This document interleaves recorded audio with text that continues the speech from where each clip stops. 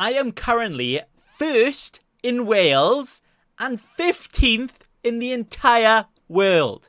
No, I'm not Bruno Mars, but if you don't believe me, just watch. Right, if we go over here, and we go here, as you can see, I'm definitely not 15th in the world in FPL, because I'm a cheeky scrub, and I've taken 12 hits in the last 3 game weeks, and I've had big boy scores, but I'm taking hits for players like Galton Morris and Raul Jimenez. So it definitely is bloody FPL, but it is in Champions League Fantasy, the ones where the Donnies play, the Sigmas, the Alphas, right?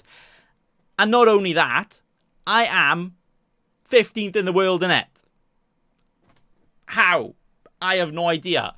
See, if we go to the overall, 1st in the world right there, he's got 276, I got 261. He is only 15 points ahead of me. And this week, he used something called a limitless chip. Now, this is an excuse for me to talk and brag about my Champions League thing, because, you know, this feature, I want it in FPL. So if you guys don't know what the limitless is, it's essentially like the free hit in FPL, which, you know, you can have any team you want, any players, just for 1 week, and then you don't have to keep them. But not only that, it's that, but on steroids, because you have absolutely no budget either. See, as this guy, as he's got premium striker, premium striker, premium striker, premium midfielder, can spend as much as you want. This team here is probably worth 120 to 150 million, and you've only got 100 million. But guess what? With that, he's still only got 81 points. And I over here got 95. So, unlucky for him, I am better. But I'm going to quickly go through my Champions League season so far, because you guys obviously care about that rather than FPL. But when I'm 15th in the world, I'm going to milk it as much as I can. So in game week 1, I just went for it. I just went for the match day 1 fixtures. That's a lie. I just went for the match day 1 and match day 2 fixtures. So I had players like Alvarez, Lewandowski, because they had a nice, sexy 2 fixtures right at the start. And Alvarez got all the points straight away. Actually, what's even funnier about me being 15th in the world and 15 points off first is that the first week, I did do an unlucky. I started Dumfries over Di Lorenzo in the second week, in the second match day of the week. And Di Lorenzo got 9 points on my bench, Dumfries got 2. So if I didn't do that, 7 points there. And as you see in the later weeks, even just from the players I actually chose, if I did the subs better, I could have even been 1st in the world. What? In match day 2, I literally have a captain blank. We'll get on to that. One better captain, and I would be 1st in the world. Ah, come on. Oh, no, delete my channel. Not good enough. I could have been 1st. No, terrible. But yeah, in match day 1, I had hauls from Bellingham, Sane, Stengs. Who the bloody hell is that? That's the best part about Champions League Fantasy.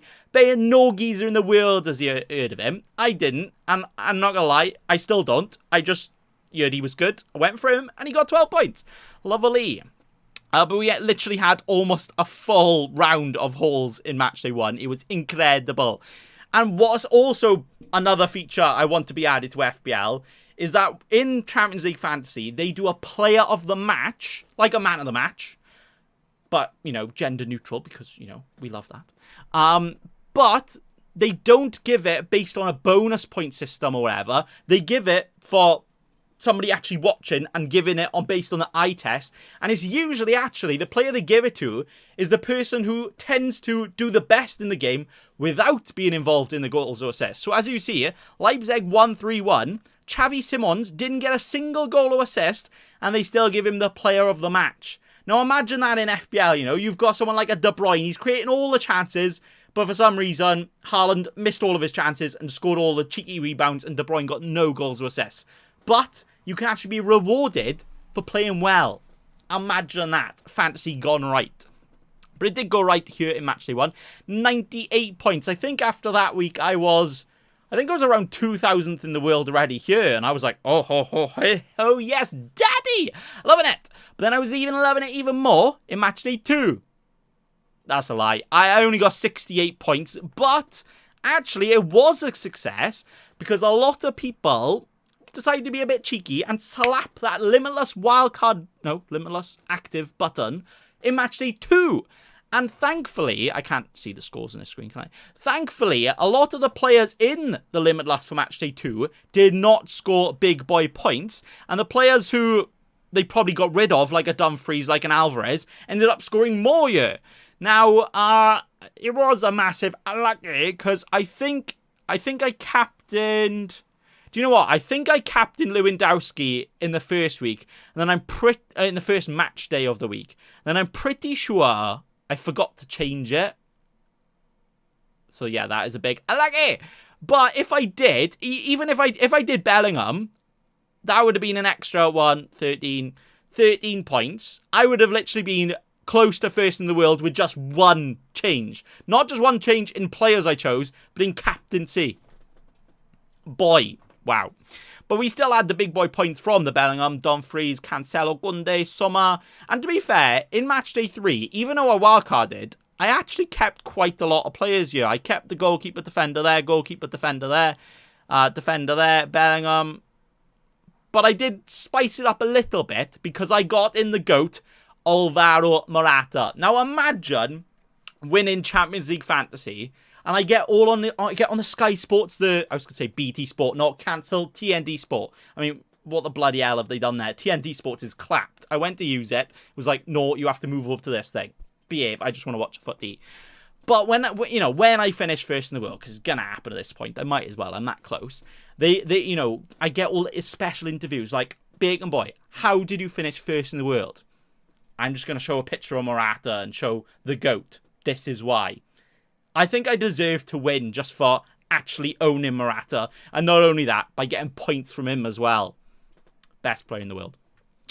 But we also did get big boy points from Kvaratskhelia.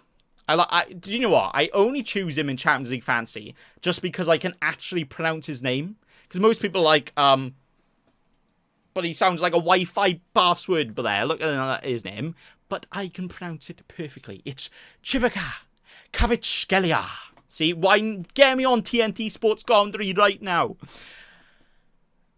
Not for the pronunciation though, but because of how good I am at fantasy. You know, I need to stop like wanking myself off because this is getting unbearable for most people. But this isn't gonna happen ever again. Let me enjoy it, right? But I would have enjoyed it more if we did actually get closer to more points than this. Somehow, I don't know if you saw, but Simon's goal from like miles out, Ram passed the ball to him, but because Xavi Simons turned and created his own chance from the turn and then shot, it didn't count as an assist. I mean, in FPL, if somebody slams a crossbar from like 30 yards out and then it rebounds and then somebody else scores, they get the FPL assist. But you're telling me that if somebody passes the ball right to a geezer right in front of him, and then just because he does a single turn, it doesn't count as an assist? Are you mad? Yeah, I bloody am mad, because that would have been more points there. And also, for a minute, they did have a clean sheet, and I had double Leipzig defense, goalkeeper, and that would have been another 12 points. So I would have been over 100 points, and probably close to first. Just from that small little move. Terrible. But anyway, it is looking pretty damn good, isn't it? And matchday 4, oh yeah, the best part about it is I haven't used a single chip. Other people have used their limitless. Other people, well, that's a complete lie. Pranked. I have used a chip. I used my wild card. But if you don't know, in Champions League, matchday 3 and 4 is the same fixture but reversed. So Atletico Madrid, Celtic, and now the next game is against Celtic. So I essentially used the wildcard here to target matchday 3 and 4. And then matchday 5, when it gets proper spicy, most teams are on the brink of getting, I was going to say promotion to the knockouts. Right? You know, they're getting close to being, what's the bloody word for it? Qualifying, that's the one. Then I can target matchday 5 with the limitless there. And then in matchday 6 is always plenty of rotation. So I'll just use whatever transfers and just try and survive that one, basically. But yeah, matchday 3, 4 is targeting with a wild card. So matchday 4, well, it's the same squad as next week. And there you go. To be fair, none of you probably care. But again, 15th in the world, first in Wales. Don't hate me because you hate me, right?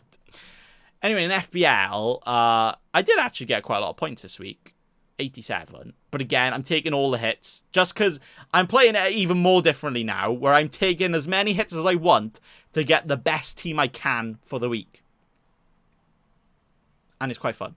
So, there you go. Not as fun as Champions League Fantasy when you're doing that well, though. So, but that's going to be all today. Thanks for watching, and bye. Don't be a cheeky scrub. Subscribe to Nathan Bacon right now.